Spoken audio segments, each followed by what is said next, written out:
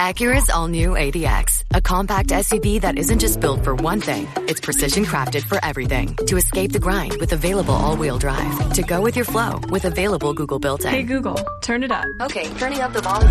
And crafted to be heard with an available Bang & Olufsen premium sound system. The all-new Acura ADX, crafted to match your energy. Acura, precision crafted performance. Take your vibes and go. Google is a trademark of Google LLC.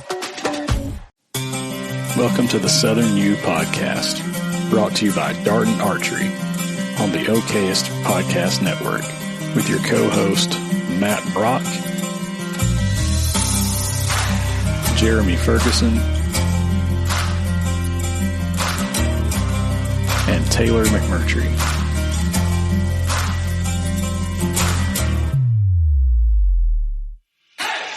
If you're looking for all things land-related in the Southeast, you came to the right place.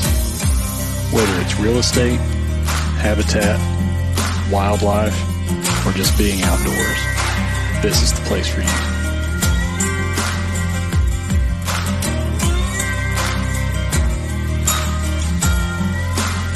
Welcome to the Southern U.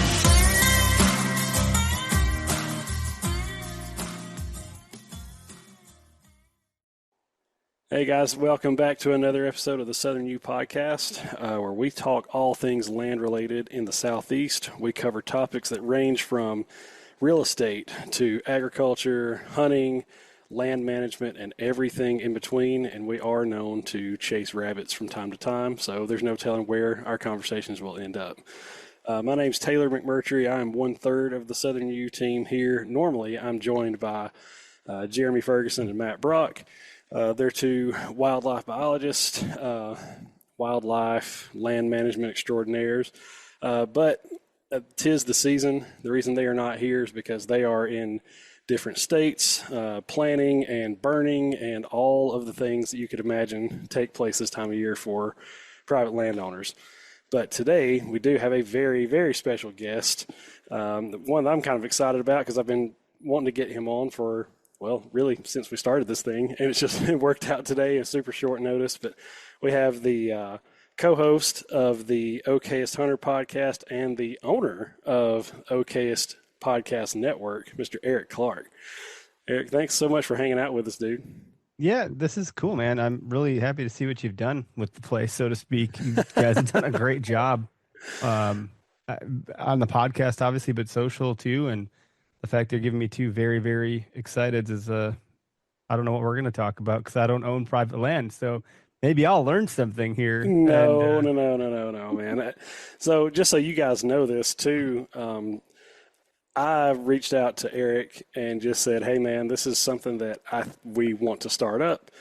Don't know that you would have any interest in this, but we'd love to kind of be a part of what you guys are doing there. And this was kind of, I guess, in the midst of Okayest Podcast Network, just kind of getting off the ground, and didn't. As a matter of fact, I don't know if there was Okayest Fisher, and of course, your show, but I think and Upduck, maybe Upduck was there already. Yeah. But I think that was the only shows, and we somehow were able to twist Eric's arm and convince him to let us be a part of what you guys are doing. So.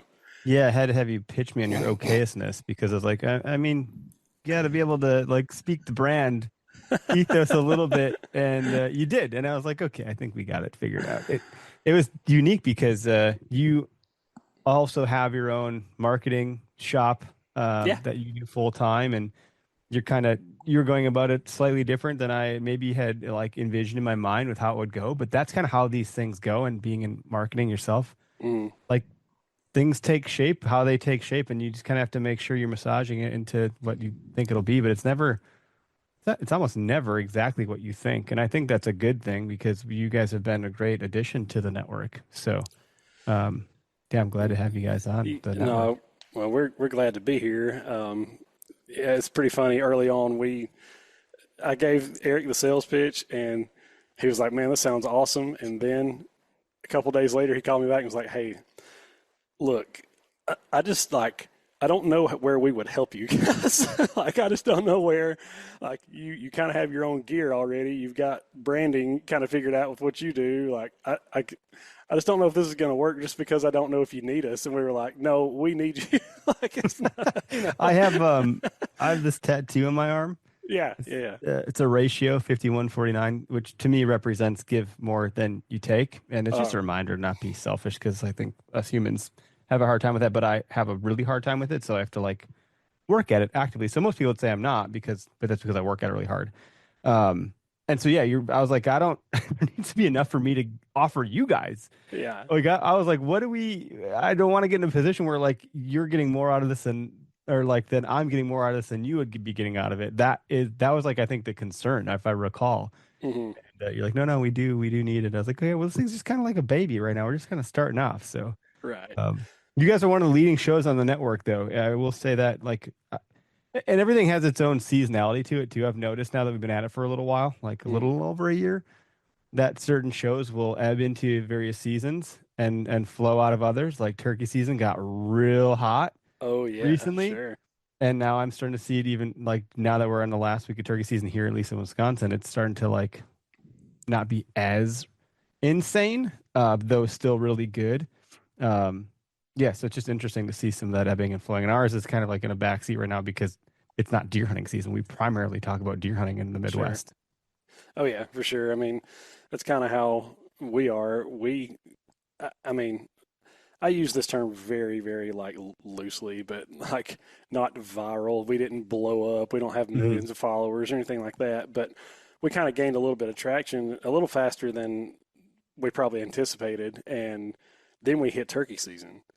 And it was like a screeching halt. Like, hey guys, like what's happening? Something break, yeah. Yeah, it's like, I mean, we didn't change our recipe, like what's happening. So we didn't hit the full blown hit the panic button, but I kind of started to there for a minute because we were like going to NWTF and we did a show with Paul at turkey season, and it's like, oh man, I can't wait, this is gonna be great. And it was like turkey season is where things kind of started to trend down for us, even though we're still talking about like turkey hunting and we're still talking about other stuff. But it just makes me feel good to know that that's the case for everybody, I guess. It's not just an isolated thing. But yeah, I did want to have you on, and if it's cool, our general format, not that we have to, follow anything super strictly, but normally we ask 5 questions, and once we kind of cover those 5 questions, and we wrap things up, call it a day.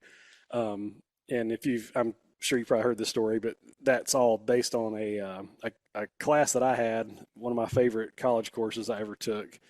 I am a psych major, and so my favorite class I had was certainly one of the most odd classes I've ever had, but it was a behavior analysis class, and you would rotate between a class and a lab. Every one day would be a class day, next day would be lab. And we actually had to train pigeons how to peck a key on a certain schedule to prove that you could shape and manipulate behavior. And the professor that taught the class was a very interesting guy, but that's kind of how our format came from, was because of that class. He would go, look, we are not going to read this textbook. Like, we won't ever read a word of it. If you're interested in learning this stuff, you will do it yourself, and you'll do it on your own time. But we're going to talk about real world stuff, and it's like, I'm going to ask you 5 questions. The class is going to answer them. And then the class asks me 5 questions. Then we go home. So I just love the way that class flowed, and it was always interesting. You never knew what people were going to talk about, and it's worked out. So it's kind of where that comes from. But if you're good with that, I'll just start throwing some questions. Yeah, man, I love it. I'll be the experiment today. That's good. There you go. Well, first off, I mean, I know that you have been just podcasting yourself and with Okayest Hunter for a while now. Can you kind of maybe just tell our listeners a little bit of like, how did that come to be, and what's the kind of the origin of not necessarily the network, but just the Okayest Hunter as a kind of a thought? Yeah, it depends how far back you want to rewind the clock, but it used to be a different name. It used to be called Where to Hunt, which was the name of a GPS app that I developed to help hunters identify occupied and unoccupied land. Well, that got funding from the state. I got a grant for winning a pitch award for being in an incubator. And once that happened, it made sense to like divvy things up. And before, or almost simultaneously as that was happening, Okayest Hunter was taking shape. I actually just found an auto scroller tool to scroll the Okayest Hunter Instagram. And Mhm. like, I think our first post ever was July something of 2019, which is when we like created an Instagram page. And then in doing so, the Where to Hunt podcast was in the Okayest Hunter podcast studios, my way to try to like bring it into the fold. Mhm. Once we got that grant funding, it was it just felt like the Okayest Hunter vibe that was living inside of the Where to Hunt podcast seemed to have more, it was resonating. It made sense. And its own social was taking off at a pace that was like outperforming anything else I'd ever seen at the time. Yeah. And so I was like, look, to my business partner, Tyler, I said, let's draw a line. Where to Hunt's going to be its own entity. And we're going to take that podcast and we're going to bring it over to Okayest Hunter. We've already been talking about Okayest Hunter on Where to Hunt. That podcast is now going to become the Okayest Hunter podcast. So that brand change, which is a microcosm because we have such a small following. So like we're, Yeti doing a brand change where everyone would freak out or something. Right. Like Yeah. no one cares. So that was in June of 2020, I think, is when we probably made that switch, which felt pretty awkward because Where to Hunt was really talking about like big buck tactics all the time. And we were Mhm. interviewing a lot of big buck killers to get those tactics and stories. And it just seemed like we weren't doing anything that different from what was already being done. Everyone felt like they were trying to do that thing. Mhm. And so we were just in the sea of same. We had no real differentiator. And I really believe in doing things different, not better. And when we kind of came up with Okayest Hunter, we were trying to scratch this itch of like ending buck shaming that was happening and like relating to people and breathing some humor into the space and like not be so damn serious and blah, blah, blah. Yeah. And it resonated and it kind of took off. So that's how the podcast, I guess, started. Um, it was awkward in the sense that we were like, oh, well, we can still talk about how to kill big bucks, but like we're about more than that now. Mhm. Like that's still part of it, but we want to be much more broad and speak to the everyday hunter that might only have a couple of days to hunt in the whole entire season versus the guys that are killing big bucks. They're dedicated. They might even be doing it for a living or like they might be paid by some brand to be like full on. And these guys are spending countless days, weeks, months in the field. And it's no wonder they can get it done. Of course, they are really good. But the guy that just wants to go hunt this weekend because he can, or he's only got 3 days to take for rutcation, like who's talking to that guy? Because that guy can't take half of the tactics and distill them into 3 days and have any, like, unless you're delusional, it's not going to work out. Yeah. So for like sure. what is the spirit of the hunt? Why do we really love doing this? So that's kind of, I don't know, the bit of the origin story. And there's maybe a little bit more to it. I'm a domain hoarder, so I had the name Okayest Hunter parked for a number of years. Like it was in the back of my mind. I just didn't know what to call it or do with it. And it really stemmed off of me getting shamed for shooting a doe fawn for my first ever archery deer. And I just happened to be a grown man when that happened. So like people are like, well, my dog's bigger than that. Why would you kill that? That's Bambi. And it's Mhm. like, well, because it was my first ever bow kill. And I just happened to be a grown man. So, like, you would assume I would have done this when I was a kid. Well, I didn't hunt as a kid. So I certainly didn't bow hunt as a kid. Yeah. And yeah, so that's kind of, there's a little bit, there's some roots to it for sure.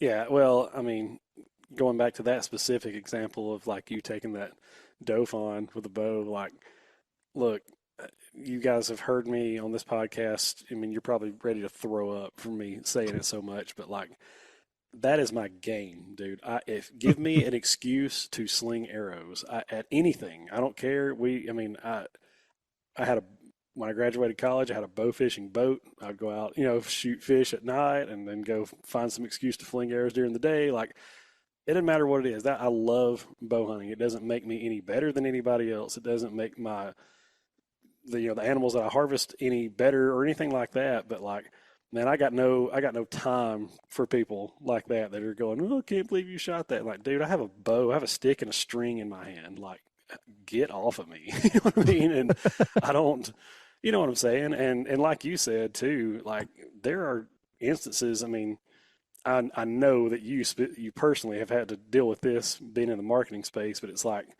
I started my business and I thought, okay, I'll be in charge of my own schedule.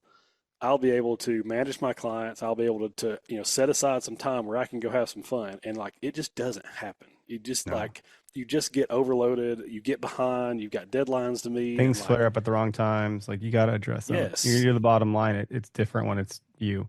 yes. Yeah. And so it's kind of funny. The guys on the podcast that are normally here with me, they have extensive wildlife management, land management, habitat improvement experience. And so they're constantly talking about, how to grow deer and, making sure that we take mature deer. And look, I'm all on board for that kind of stuff. That's great. Um, but I'm also not going to, have anybody like bring me down for me shooting a doe when I want to shoot one with a bow and arrow, especially. You know what I mean? And Yeah. so that's kind of the joke is that they're the biologist and I'm the normal guy. Like I get to speak up and kind of take up for the rest of us that aren't biologists, and that sort of thing. So, but that's cool, man, because it seems like I want to say the first time that I saw any Okayest Hunter content was probably 2021 or so. Yeah, And I don't think I asked, like, how did you come into the fold? Like, you approached us, obviously, when you kind of realized what we were doing, but that means you'd had been following us for some time. So, like, maybe I'm curious to hear your POV on it. yeah, I mean, I just loved the idea of like, hey, these guys are in, I mean, you're in Wisconsin, right? Yeah, Like, I mean, that's what most people, especially down here in the South, would consider like big buck territory. Like that's where sure. people go to shoot giants. And you've got these guys that live in prime time, territory. They're like, ah, man, we're happy to be able to take a deer. You know what I mean? Like we're not freaking out about age class and antler score and stuff like that. So and seeing some of the humor stuff, like you said, kind of mixing that in, seeing some of the funny stuff, I would share that with some of my buddies that I hunt with and things like that. And it's kind of a small world. I'm not sure if you're familiar with Parker McDonald. He has Oh, yeah. Yeah. He's a great so guy. He's so done some designs for us, actually. yeah. I was going to say Parker is he and I just kind of being in the creative space. He's more graphic oriented, and I'm probably more video and that sort of stuff. But he's about an hour away from me as far as where he lives, and in relation to each other. But he and I hunt together some, and I had shown him some of the stuff, and that's kind of I think maybe what got him introduced to you guys and that sort of stuff. But yeah, I was actually working. One of my clients was a coffee brand in just outside of Jackson, Mississippi, and they were kind of wanting to take their coffee and bring it to the national market and kind of not necessarily to compete with the Black Rifles of the world or anything like that, Yeah. but just to kind of be out there and kind of occupy that same space. And I started kind of spoofing, better term there. Some of the content I'd see from you guys are like, we can probably do some of this with the coffee stuff, and we actually had kind of a collaborative project. It never really became what we wanted it to be. But we kind of collaborated a little bit with Tethered to kind of bring like an outdoor, coffee that had another credible brand. And so I was trying to create content to go alongside that coffee brand and that sort of stuff. And so that's what kind of got me, I Oh, guess, yeah. turned on to the Okayest Kind stuff. of cool. But yeah, man. So, I guess Okayest Hunter starts to grow. You guys begin to, I'm sure, get some other projects or other partnerships, sponsorships, and those sort of things. What spurred on? At what point did you go? It'd be really cool to start a network to have other podcasts and that kind of thing. Like, was that always the goal or always the No. plan? Or No, it was in the back of our mind. It's kind of like we have this thing, and what does it want to be when it grows up? And what are we good at? Like what is this thing in terms of like its strengths and how do we serve the market in a very impactful way, in a meaningful way? And uh we're good at podcasting, I think. Not great at editorial. We try to hand at that, and it's a big lift. You need a lot of capital. But we're strong in the podcast side, and we like to talk to people. Greg Tubbs, who co-hosts the Okayest Hunter podcast, fishes the Great Lakes. He's got a boat that can handle the big waves. So he does a lot of like, king salmon, brown trout, like Lakers. He fishes for these big fish. He also lives right by an inland lake where he'll go to a pier right down the road from his house and catch bluegills off the dock. He'll take that same boat in the inland lakes and we'll go, fish for pike and bass and stuff. And then he also travels to Florida well, I think once a year, and he'll do shore fishing, ocean shore fishing. So he's got a rig for that where he's reeling in who knows what he's going to catch, whatever the tide brought in. Could be a shark, could be a ray, could be, who knows. So he's got an affinity for fishing. And when hunting season stops, he's like, I am fishing. Like he has a hard time talking about whitetails when it's fishing season. Yeah. And then when fishing season ends, all he cares about is deer. So it's just kind of funny. But he's like another buddy of ours, Matt Strime, who owns Weathered Oaks Custom Calls or Game Calls. I feel like I mess up his business name all the time, but it's Weathered Oaks Calls. He makes grunt tubes, turkey calls is his big thing, and a couple other things. Well, he happens to be a really big fisherman too, and loves to musky fish, and is really great at musky fishing to the tune of like he'll forego hunting the rut to go catch muskies up north. Yep. So like die hard. Well, the two of them are like the same person. They look similar. They have very like, my rate of speech is really, really fast. I talk a lot. They're a little more like laid back and subdued. Anyway, they were like twisting my arm about, we want to start a fishing podcast. I was like, look, man, you know where this goes. It doesn't end. Are you sure? You also are a co-host on this show. Like, if you do this, I just want to know that you're going to be able to commit to it for at least a year. Because you know what happens when you have a podcast. It just starts to be this thing that you have to feed forever until you decide one day that maybe you're not going to do it. And so I want you to know that I want you to think about it more before you guys do this.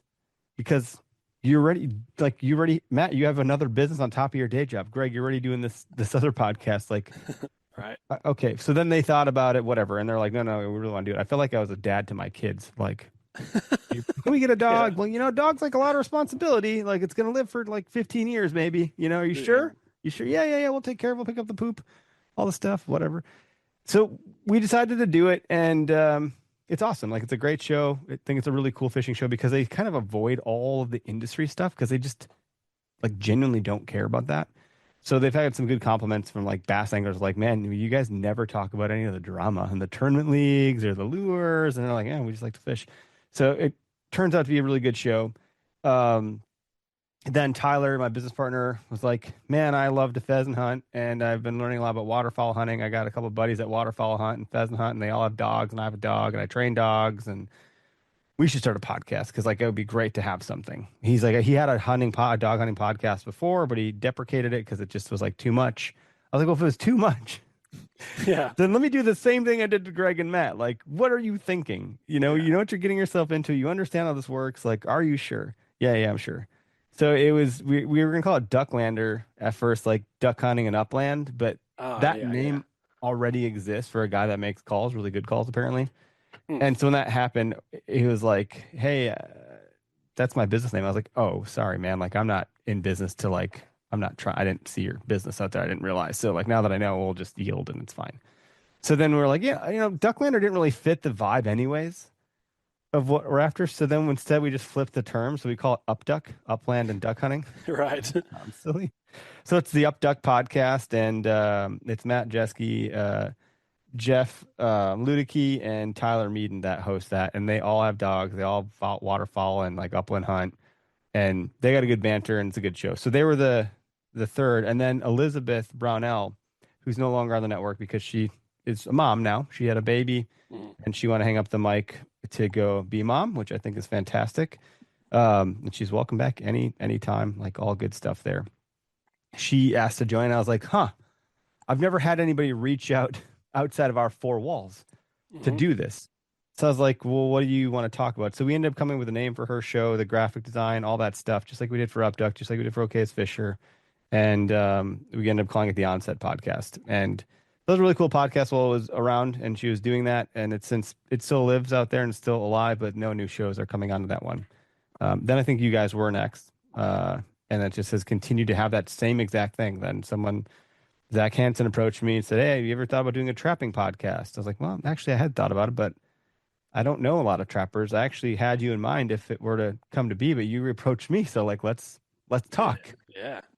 So yeah, that's kind of what's been happening. And now I think a lot of folks in the network have become really close with each other. Like there's been some friendship spawned out of like just being in the network. I see we have the WhatsApp chat going on, and that thing's pretty vibrant. It's Yeah, for sure. hopping. I feel like I should be in there more frequently than I am. Oh, I know. So, I'm the worst about replying to stuff, and but yeah, it is cool, man. It's cool that at least from my point of view, it doesn't seem like there's any egos that have like no. like everything's been like really smooth, and feel like everybody is kind of pushing each other and answering questions and like, hey, how do I do this? What's the best way to do that? And what's worked for you guys and that sort of stuff. So it has been really, really cool to see kind of how that's all come to be. Yeah, the no ego thing is a big deal. Everyone's just like really self-deprecating and not wanting to shine the spotlight on themselves and therefore always willing to help. And I think it's a really good group of people that we've got rolling with us. And that to me is the most special thing I've gotten out of this podcast networking stuff. And I've always said it's a return on relationship, the ROR. And it's pretty awesome, man. I feel like I've made some good friends in the process of doing this stuff. We've had a lot of late night calls. I've been on the phone with you late at night or early in the morning going through stuff. Chris Wansettler with the Okayest Cook. We jam out. Like he's a business owner also and does videography. Like everyone's just doing really cool. He's also an adjunct professor teaching photography. Everyone's doing really amazing things collectively. Yeah, And I just that is like a contagion that I want in my life. I want that to be as contagious as humanly possible because, like you said, we're pushing ourselves all in various arenas of life, especially in this category. But yeah, the very organic, holistic way in which it's grown tells me that we're onto something because I've not gone out and actively pitched people to, hey, you want to join our podcast network? Like yeah, we've never done that, and don't have to. I mean, maybe someday we would maybe try to seek some certain people out or something, but there hasn't been a big need for that. yeah. Yeah, it's cool, man. And I forgot to mention this kind of part of our story, but Zach from Whetstone Habitat. So I He was had, just on recently. yeah, he was on ours last episode too. And anyway, it's just kind of cool because when I had first started my business, I had done some hats for Brad at Go Wild, and Hmm. so out of nowhere, I don't know that I've ever actually spoken to Brad like on the phone or definitely not met him in person, but um, I just get a call out of nowhere, and it's a guy named Zach that just moved to Tennessee, and he's a consultant and needs some merch. And I was like, "Hey, man, forgive me for asking, but how did you find me?" And oh, Brad over at Go Wild said you did some stuff for him. He said you are the hat guy. It's like, wow, okay, awesome, man. So. And so that's how that kind of got started with me and Zach. And then I think maybe Zach is the one who actually said, you need to reach out to Eric. And I said, okay, who's Eric? And he said, have you ever seen Okayest Hunter? I was like, dude, yes. Like, so That's I'm so pretty sure crazy. that's kind of how that happened. But We were talking to Zach around the same time we were talking to you, and I was like, "Oh, I don't want to like. Let me talk to Zach first, I think, because I didn't want to like tell him, you know, no, because we picked someone else." And so I was right. trying to like first come, first serve, have this mindset of like, well, let me just.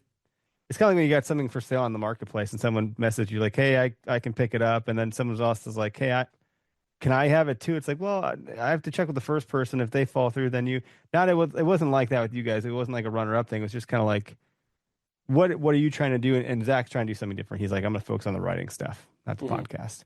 I was like, okay, good. So you're not going to have any issue if we bring Taylor on with his crew because I don't want to like create a weird. I hate drama, man. So I was like, I just want to make sure I'm Yes. being candid and upfront with everybody, and it all worked out. And obviously, he was a guest on your show recently too, so that's pretty cool that it Yeah. worked out like that. Yep. For sure. We've got It's a small world, man. It it really is. really, And Brad's a good friend of mine, so yeah. yeah, I know. And, it's cool. I think Zach's going to be a pretty integral part of another project that we've got in the works now. Everybody that's listening to our podcast is probably ready to kill us because we keep talking about it and we haven't released it yet. And it's just like one of those things It's where got to come together. Yeah. we just have to get it right. Like we can't afford to launch it and it not work. So we're Sure. trying our best just to kind of keep moving forward. And whenever we feel 100% confident in it, then we're going to kind of let it go. But anyways, yeah, it is small world. But I did want to ask, with you guys kind of, especially within the network, I mean, it spans a lot. That's kind of why I wanted to have you on anyways, is we say that we talk about all things land related. And like, I mean, we've talked, we talk a lot during hunting season about hunting stuff, but we also talk about, management practices, prescribed fire, like, all this kind of stuff. But I mean, the network covers a whole lot of different stuff. I mean, you've already mentioned like upland and waterfowl hunting, fishing. You've kind of, the wild strength, which is a pretty new one, I think, on the network now. And so, I mean, that covers more like health and fitness, wellness type stuff, Okayest Cook, I know you mentioned that one too. So we're cooking wild game and, not just wild game, but you know what I mean? Other types of stuff too. So it just kind of like spans a lot. Is there any specific one that's like maybe not on the menu yet that you're like, it'd be kind of cool if we had somebody that would fill this spot, or, maybe I could. Yeah, there are. So, I mean, we've applied. So it's interesting because, like I mentioned, it's grown organically and holistically, and people have come to us. But as that started happening, we started to kind of like plot a bit of a course. Like, okay, well, what are we going to say no to or yes to? What is this thing going to turn into?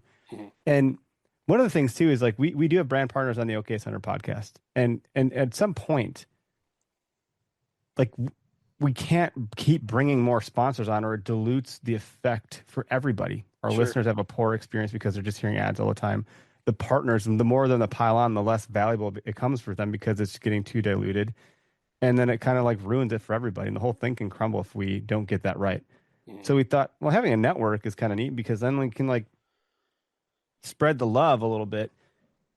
I think about Waypoint. I think about Meat Eater. I think about Dan Johnson, Sportsman's Empire. And I think there's enough room and like to go around here. I don't know of any other. Working Class has a small network. The Working Class Bowhunter podcast. They have a firearms podcast and a fishing podcast. They might have something else, including their own. My thought is like, how can we be as outdoor centric as possible? And what are all the various activities people do outdoors? And how can we cover that topically, categorically? And when I think about the niche side of things, so like when Zach reached out around trapping, I was like, man, so few people trap, but I think the smaller the subject of the population, the more interesting it actually becomes. So like his show is doing really well. Bowyer podcast was introduced to us by Zach. It's about making bows, like self-made bows. Yeah. His show is kicking ass and it's super niche. So my thought around like, okay, here's the business side of it. The business side is, what are sponsors going to look like? Well, I'd like to just get agnostic sponsors that somebody needs a battery for their car, their four-wheeler, their boat, their side-by-side. Like if we had, a battery company to lay over the top, we don't have to get romantic about that, but everyone's going to need a battery. And that's one of those products that like, it's not sexy. No one cares about batteries. You only think about it when you have to buy one, when the other one fails. And so then you go to your local hardware store or your auto shop or your Fleet Farm, whatever it is. And you stand there and you're looking at them and like none of them mean anything to you. But if you heard one several times, you'd be like, I've heard that on the Okayest, on the Trapper, on the Fisher, I'll just grab this one because I now have some familiarity with it. Mm-hmm. That's the reason brands like that can work is because podcasting is primarily an awareness generating tool. A trust building tool to create some brand loyalty. It has conversion potential, but we're not Joe Rogan. Like, right. Yeah. Now, collectively, if someone's listening to multiple shows on the network, they're going to hear the same thing over and over and over on the ads that would fall across the whole network. That is great because the brands that play in the awareness phase, like the awareness and consideration phase, they know that they're going for awareness. Those dollars are spent differently. They're not measuring it with like, well, Eric, you didn't sell any of the ABCXYZ trinkets. I can't, like, we're not going to do this. Like, look, that's not the point of what this is. We're here to build trust and loyalty and awareness. Like, you're going to get conversions that fall out of this, but that can't be the sole focus. So the bigger brands have the dollars and they can play that way and they understand the game better, I think. It's nothing against the smaller brands. It's just harder for them because their dollars have to be allocated where they do have an ROI. Otherwise, their business could suffocate and die. And I don't want to be responsible for doing that to another business. So there'll be great opportunities to have some of those folks on the show to promote and have good conversations, and we can have repeats and we can do giveaways and we can find other ways to integrate. But like when I first started out, we had a coffee brand, Backwoods Grind. And that was my first ever partner we ever had back when it was Where to Hunt. And they stayed on for a little while with Okayest Hunter. But the deal was like, we get free coffee every month. In exchange, we'll promote you, because they didn't have the dollars. And they would have to sell a ton of coffee at a super low, like, oh, I'm doing the stupid thumbs. I was like, wondering what that was. I don't know what it was either. I didn't realize I had the gestures on. Anyway, like, you'd have to sell a lot of coffee at a like clip like that because your margins are different. Your AOV, your average order value, is so low when you're buying a $12 bag of coffee, right? Versus a $100 battery. Anyway, so there is some strategy around the business side of it, and then on the consumer side, like I think some overland and camp would be great. Those are topics that I'm interested that I think are neat. We added Jared Gomez came on with Okayest Shooter or Powderhorn podcast, which, I mean, that guy knows more about firearms than I'll ever. He'll forget more than I'll ever know. It is insane, but his ability to have no ego as he weaves through those topics and to like, that's a pretty like cutthroat category. Anyway, so that's an area we want to cover off on, that we need to have the right voice to do so. And so like, I think another one would be catfishing as something I think would be really fun. Yeah. It's a super niche topic and the people that do it are like super diehard. And I would just love to get into like a few more like super niche things within the larger categories. Yeah. Anyway, so that's when we look to cover off on like, what else are you going to add? Well, I think some overland, some camping, some more niche things. So if there's other niche things, and even like land management, what is it? What's like the most niche thing that exists there? That's like a weird. Foraging be another one. Like, yeah, I think foraging is a really fun topic. I have a friend that's really big into foraging and knows a lot about all of that stuff, that I'm like, he's kind of asked about it and I've kind of been like, well, yeah, let's talk about it. But like, again, you understand podcasts and you know what you're getting into. So like, I need your full buy-in on this before we sign off. Yeah. Because I don't want to do that to you. It's a lot of work. No, it is. No doubt. There is no end in sight. It's like you just feed the machine for as long as you can possibly feed it, I guess. But it's funny you talk about the niche stuff and how that works sometimes, and when you wouldn't think that it would. It's just a kind of an oddball story. I can't remember if I've actually talked about this on the podcast before, but during COVID, when the world was just shut down, you couldn't go anywhere, do anything, and I'm a big basketball fan. That was kind of my first love, I guess. And then you get to a place to where you can't play any like meaningful basketball anymore, so you have to go find something else to do. And so, anyways, when like COVID hit, like right as March Madness was about to start, and so there was no NCAA tournament. Right. It was crazy, and so I was like, I did it as a joke, but I made like a makeshift bracket on Facebook and was like, I'm losing my mind. There's no tournaments. I'm going to see about breakfast cereal. And so like, I just did it as a joke, and it like around locally, not like, nationally or anything like that. But people around here just like ate it up, man. Like, no pun intended, but they loved it. And so I just kind of ran with it. And my wife still to this day was like, this is the stupidest thing you've ever done. And you've done some pretty stupid stuff before, but we did, instead of there being, March Madness, we did the Cereal Bowl, 2020, and ended up, I would do like stupid, like commentary on the matchups and just stuff like that, and go live every night when we had games. And to see votes, whoever got the most votes would advance to the next round and all that kind of stuff. And so it ended up getting, I I can't remember, like a Facebook group got like, I don't remember, 15, 1,600 people in it.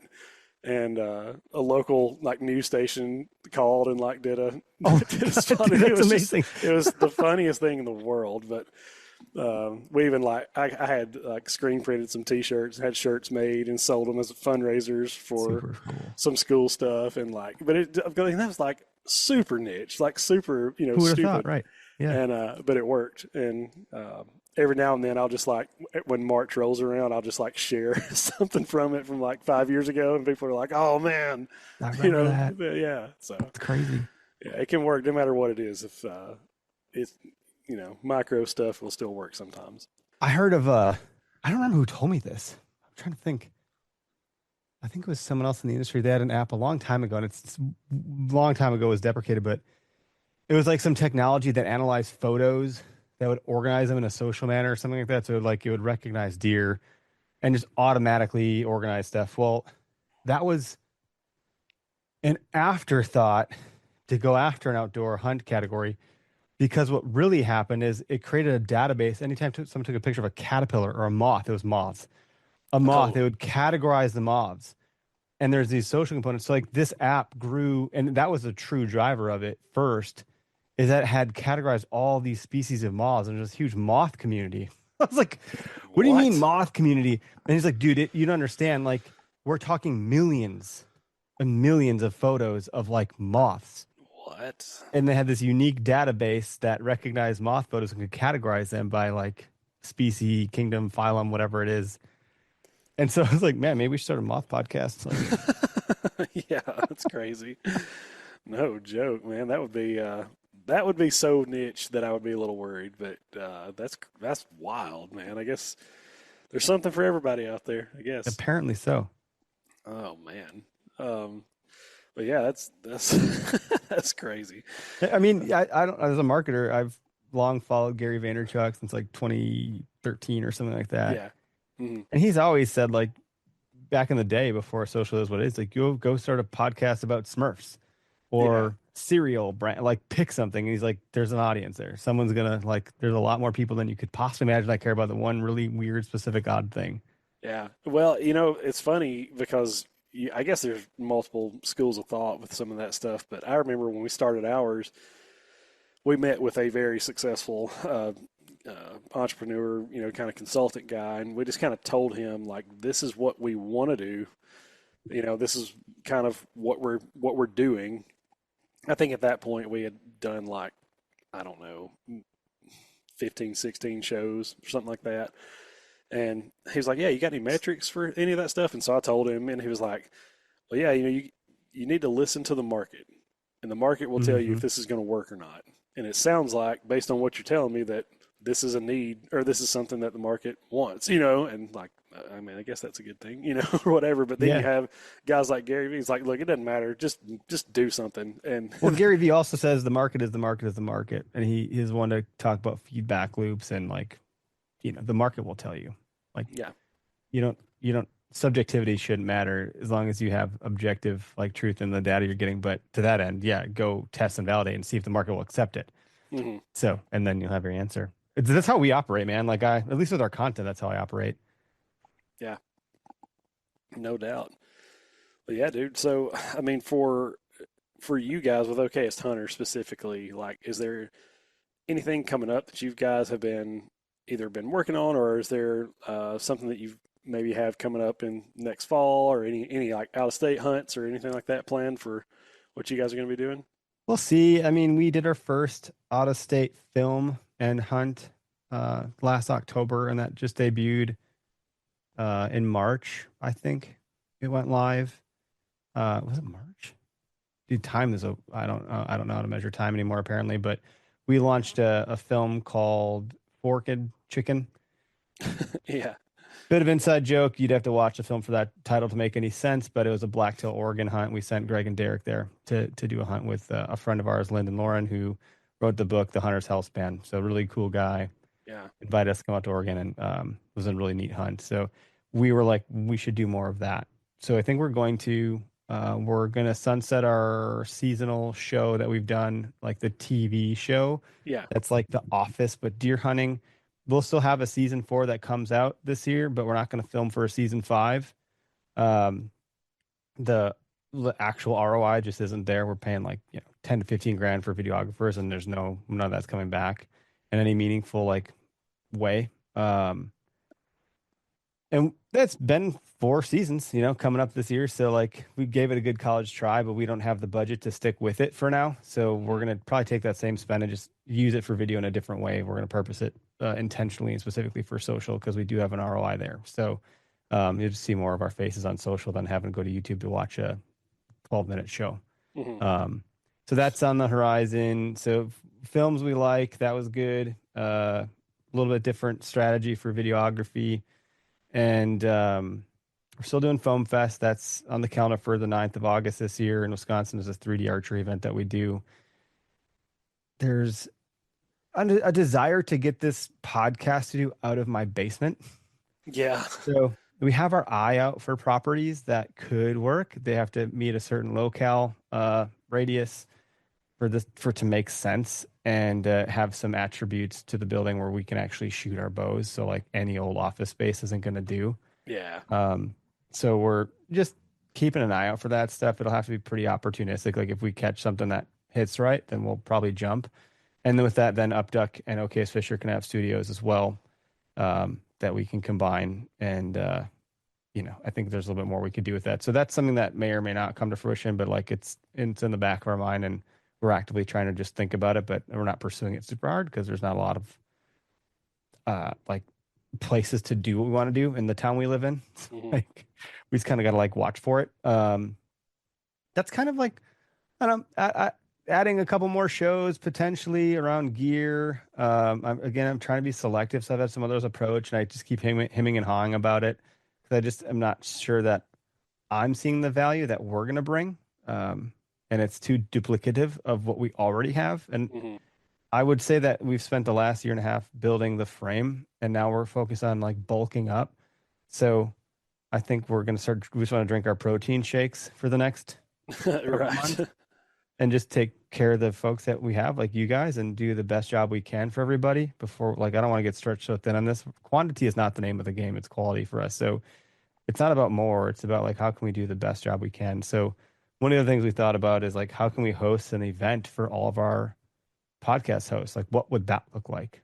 Can we piggyback off of something else where people are already going to be there? Can we do a dinner?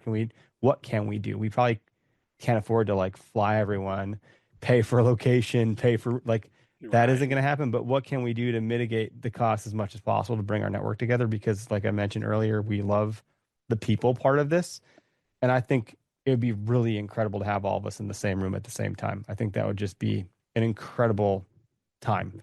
So that's something we're trying to figure out too. We're trying to figure stuff out on limited funds and doing this part-time. So yeah, for sure. Yeah, man. I mean, I'd love for something like that to happen. We have thrown around the idea of doing like an off-season like a hog hunt or something like that down here somewhere where we might be able to get, our sponsors or even like people from the network or whatever, just to come down, spend like a 3-day, like a long weekend or something like that and go chase pigs around when it's not deer season, it's not turkey season. You know what I mean? It's kind of that dead period where you can hunt pigs here 3 seasons. Yeah, you're not going to be taking away someone's like prime time that they care about. Like you're not going to get me to leave for the whitetail rut. I'd be like, well, I'm not going to make it. No, yeah, imagine. Yeah, we're going to do this in the middle of whatever the end of March or start of April and try to get Paul down here. Like, no, not unless there's a turkey to chase around. Yeah, exactly. Yeah, and there's a lot of us, so it's a good chance like we wouldn't get everybody to participate, but if we get the mass majority, like. I just think it'd be a really cool time and we could build some event or some agenda around it too. Like, let's talk about collectively what we can do here. I've shared books in the chat about like, you talked about the psychology stuff. And I've been learning a lot. I have a communications degree, but I also like haven't done shit with that in any like professional sense. So I have a lot of like the good frame there, but I'm trying to fill that in a little bit more. So reading tons more about communication, asking open-ended questions, interviewing, trying to get that better because I think more quality will come out of like how we carry ourselves when people actually do tune in. Mhm. Um, so, all that stuff is important. I feel like I'm missing something. We have a lot of new merch coming out in fall. Tariffs have kind of made that a little bit more challenging. We had just finished getting our supply chain built up in China. Go figure. Um, Preach. so that's unfortunate. And like, look, then people are like, well, you should just build here. It's like, well, it's not that easy. And also, like, there's certain things that China can do that we A can't or B can't do for nearly the price that people already complain that our hats are too expensive.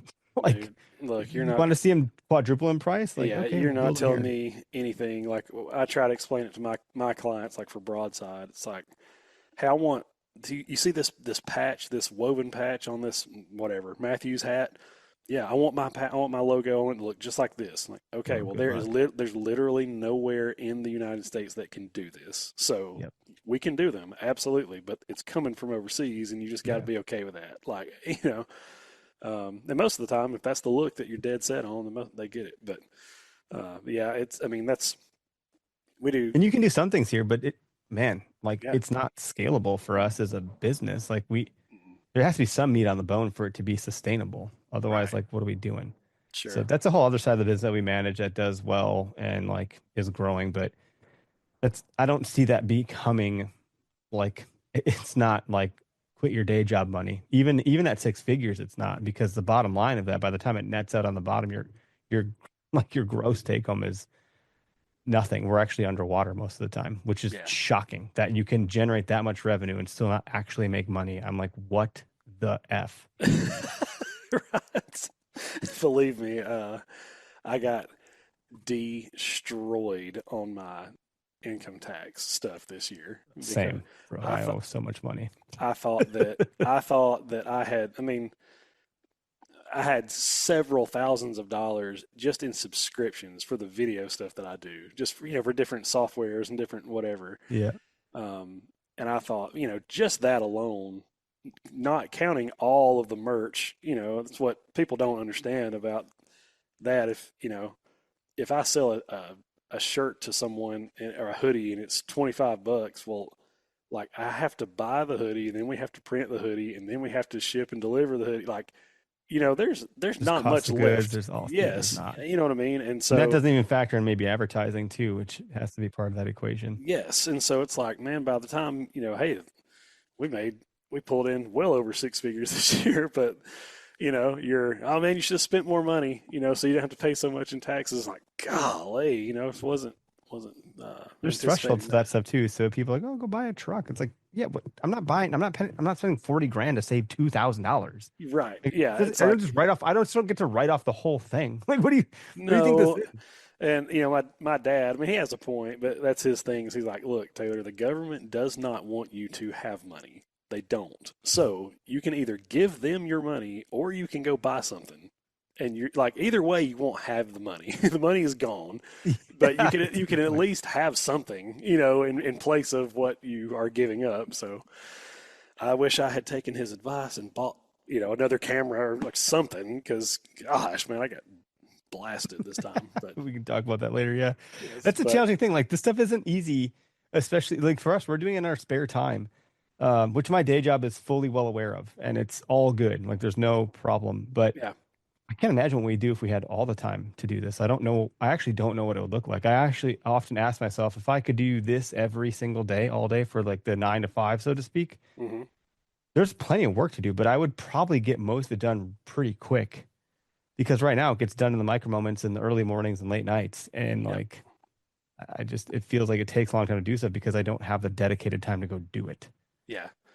Well, I mean, like even our podcast, it really stemmed from I was doing all of Jeremy's marketing because he's a realtor too. He's a real Hmm. estate broker, and so like I was doing graphics and social and that sort of stuff, and I was like, look, man, I mean, this is working because his company had taken notice and said, hey, who is doing your stuff? Because it seems to be having getting a little bit of traction around here, but. And I told him I was like, we can keep doing that, but I was just like, I'm constantly like, I feel like I have to do 50 things to feel like I'm doing anything. I just can't. I can't fixate on one thing. I've got to just have a whole lot of irons in the Yeah. fire. And I just told him, I'm like, what would it look like if you had a podcast? And I really was trying to sell it on like it's his podcast and I would just produce it for you. And he was like, "You're right, that is cool. We should do this together. Like we should, It worked out pretty good. yeah." And it was like, talk land, and you can talk, land covers a lot of different things and that sort of stuff. And of course, people would be interested in hearing about that kind of stuff. And then that's kind of how this whole thing got rolling, was really just to be a content factory for the real estate stuff. Yeah. Yeah. It seems to work. You guys put out good stuff. Have you ever talked to a land surveyor? Like have them on as a guest, or Yeah. I actually get confused on what it is I do, but like, I only think about because like one just purchased a building near my house, and like now they're in there, and I'm like, what do they do? It's not a landscaper, they're surveyors. Like they're taking those things out on tripods. It's always a guy you see on the side of the freeway that you're like, what the hell is he doing? Yeah, he's like, shooting the lines, getting plat book information and like property lines. I know as a landowner, property lines are pretty important, and sometimes they're not accurate. So every now and again, you got to make sure they're up to date. Yeah, it could be a fun topic. Yeah, we've talked. We had one of our sponsors is First South Farm Credit, and we've had them on talking about, like, tell us your horror stories of trying to get a land deal closed, and somebody throws a wrench in it or whatever, and they talked about a lot of times it's a neighbor has a discrepancy over the boundary, and like, well, the only way we're going to settle this is to get a surveyor out there. Yeah, get a surveyor out there and shoot the line and tell us where the line is and stuff. So a lot of times that's it. And I know two surveyors, and their job, what they tell me their job is primarily is to be a peacekeeper. It's like we show up, and it's like, I mean, one guy in particular, he's like, every day I get up, every morning, I'm like, Lord, please let me keep the peace today. Help me to be to diffuse any animosity or any kind of like resentment that could be harbored here. And, well, my line is right here. That's where my granddaddy had it. And that's where, like, well, I don't know what to tell you, but here's the documents from the courthouse. Your granddad's wrong. You know what I mean? Like, and it's just, people don't like to hear that. So yeah, they don't. But yeah, I mean, that would be a good one too. But, well, Eric, I know I've kept you for a while, man. I was going to get, just in closing, one thing we always do before, I meant to do it at the beginning, I just kind of forgot.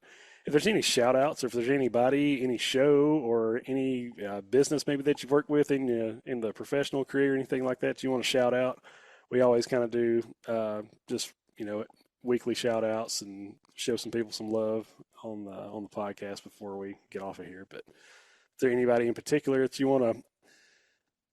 I don't know, all y'all. Just go check out all of the shows on the network, because you guys are what make it really cool. So like, I think that's the shout out is, if you wanted to get a look at the whole network in totality, I think OkayestHunter.com has a page that's Okayest Podcast Network. And on that page, you can see every show laid out. So if you find something that you think you would like to listen to more about, or there's some sort of outdoor niche thing or season that kind of scratches your itch, like go check it out. We got some good people, like we had mentioned, rolling with us, and I think that's worth checking out. Yeah, absolutely. Yeah, and I'd say too, kind of just same thing that Eric just said. There's a lot of different people that are a part of the network that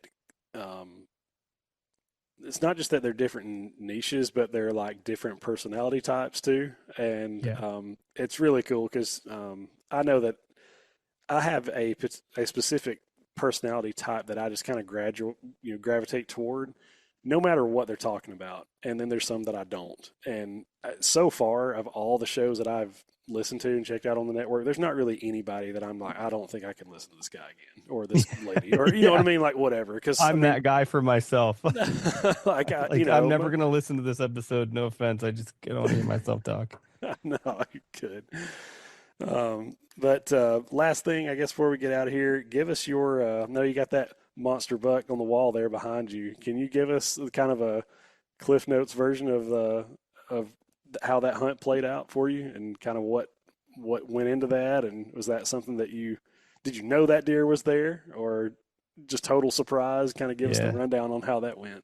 Yeah, I do a lot of like scouting my way into hunt I enjoy hunting the rut because I like the uncertainty because I don't have a lot of time to scout throughout the year. So I'm not going in with like a full understanding of how the deer are doing what they're doing at the various times that they're doing what I need them to do. Mhm. I make general assumptions like this is bedding, this is food, they're going to be going to these places, or this is a funnel, there's doe here, they'll be scent checking, I play the wind, blah, blah, blah. And I've gotten good at some of that stuff over the years, or better. And I seem to be able to get in the red zone quite a bit, but I'm very poor at like punching it into the end zone because something inevitably always happens at the final hour in the last minute or whatever. This guy, a buddy of mine is building a house on a property not far from where I'm at, and he's got 16 acres along a river.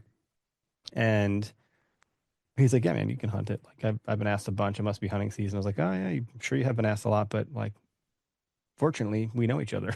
So Yeah. he's like, "Yeah, my uncle is gonna hunt it the following day, so like just hunt it this day, not that day." I was like, "Okay." So then I had scouted it once, knowing I had permission, and I just kind of like looked around a little bit. It's not a big plot. I was like, "Okay, well, if I hunt a morning, like at least I know what tree I'm gonna get into, and if with the wind being this way, like this is a property I'll hunt." So it worked out. I got in the tree. I made a ton of noise getting up there. Didn't feel like it was smooth at all, and I had very little confidence in the spot. But I was like, "Well, it's a rut. Might as well just be sitting." Right at first light, tons of grunting and a lot of crashing around in the woods, and I was like, "Oh shit! Like this could happen. Like Hmm. they're right here." Well, I never saw the buck that was grunting. The doe that buck was chasing eventually popped out. And what I had noticed is this guy was across the river, still on the same property, just across the river, and he was watching and he was listening to all this action happening. But once he saw the doe, it kind of like he's like, "Oh, she's real. She's over there, and she's in heat."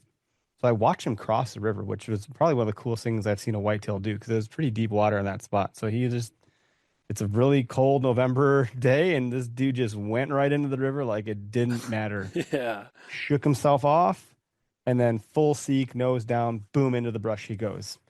I assume he chased the other buck off. So that makes me think that maybe the other buck wasn't super big. I didn't hear any rattling antlers, or there's no fighting. So I just Hmm. wonder if it was like a young, immature buck that was just pushing this doe around. I didn't think this guy was big. If you look at him profile, his tines aren't very tall. So I just thought it was like a 6-pointer or something. I didn't really think Really? much of it.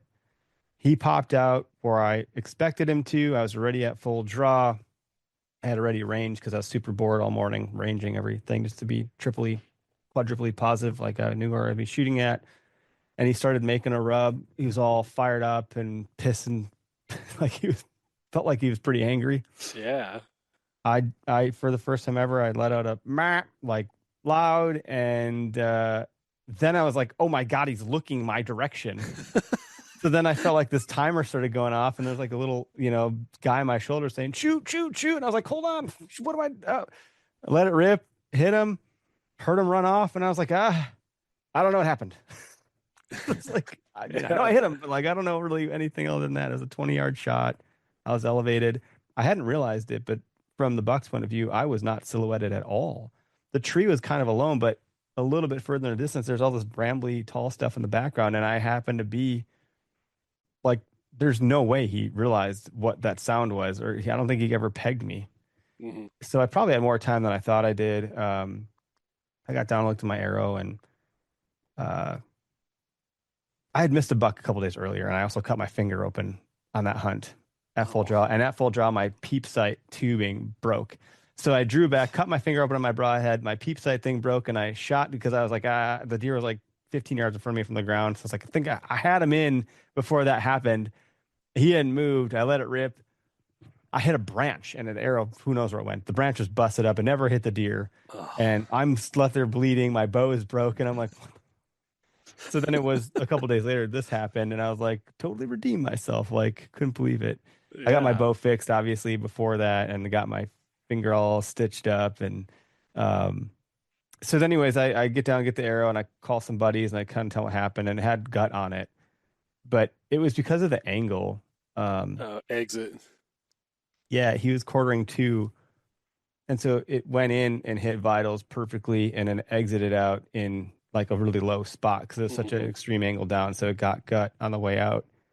But I was like, oh no, it's a gut hit. And everyone's like, you're gonna have to let him sit, dude, for a while.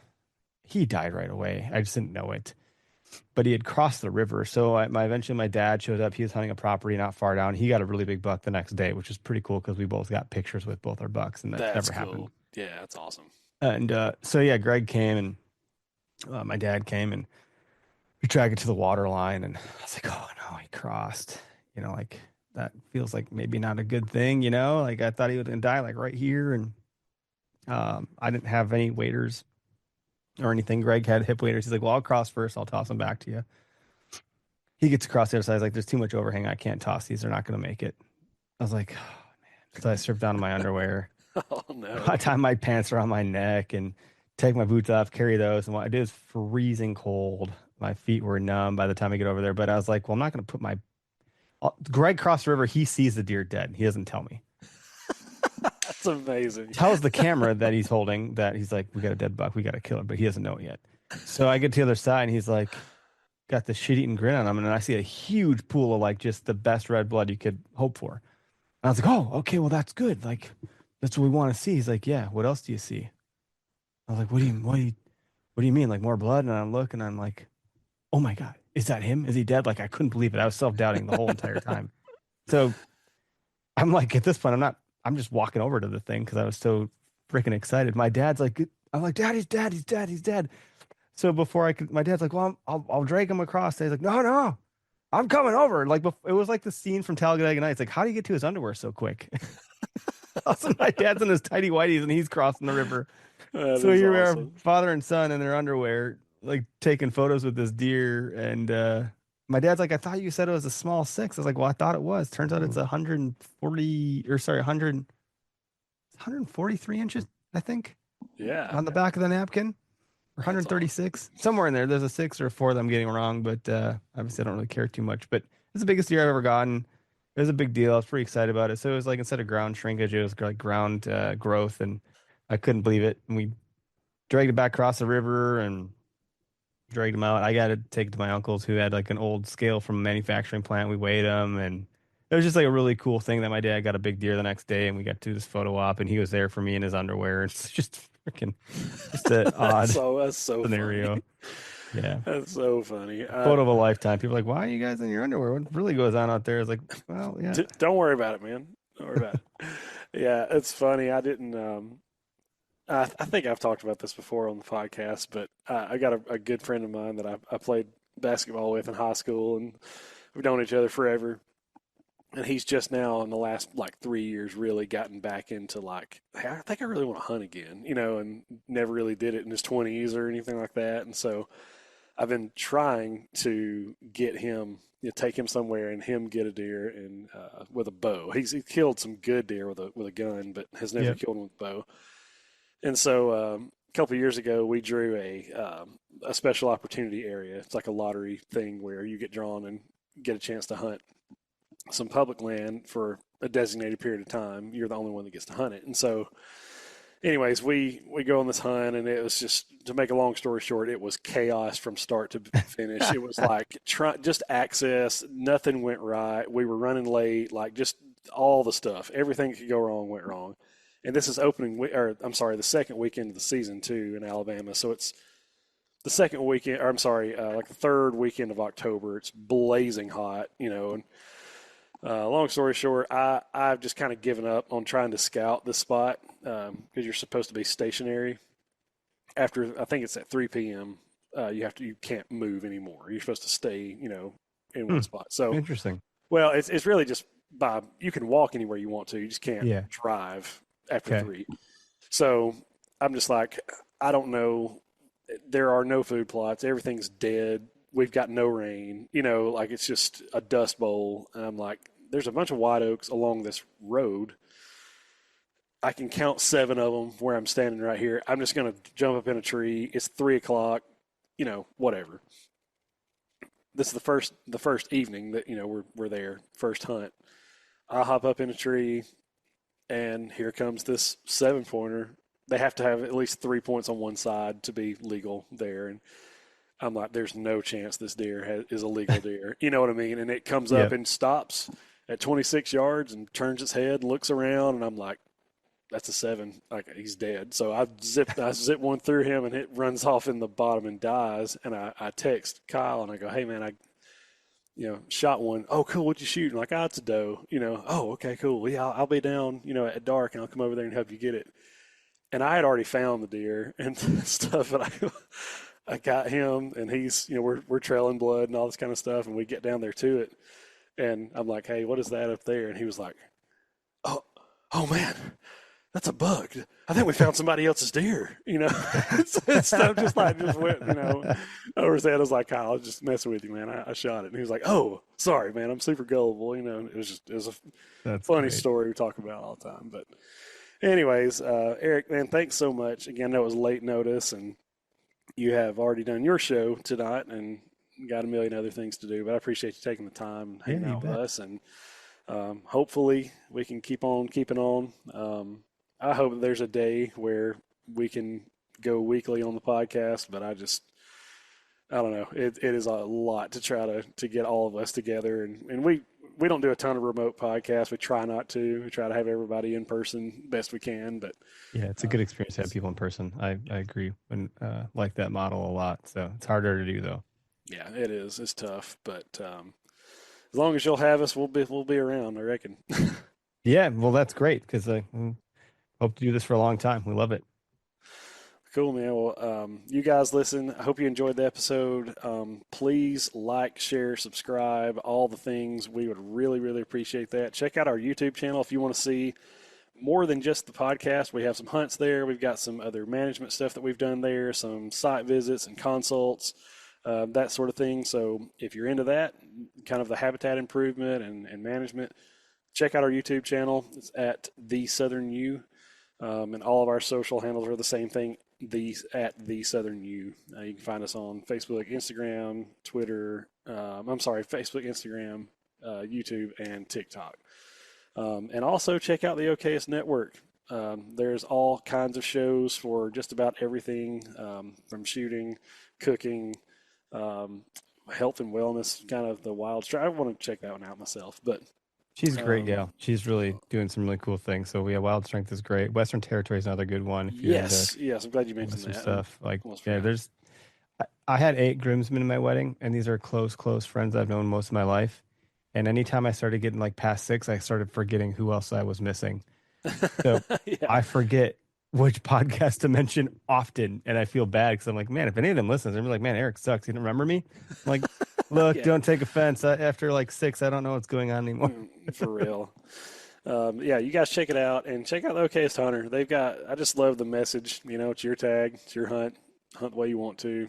Don't apologize for it. We are very much of that mindset here. The only thing that we ask is that you don't make excuses. If you shoot a deer, don't go, well, he wasn't the biggest deer, he wasn't the oldest. Like, you shot it, be happy, be proud of that. It's something to be proud of. So we certainly do appreciate everything that you guys do for the network and for us. And if you guys need us for anything, you let us know. Cool. Awesome. We'll see you guys on the next one.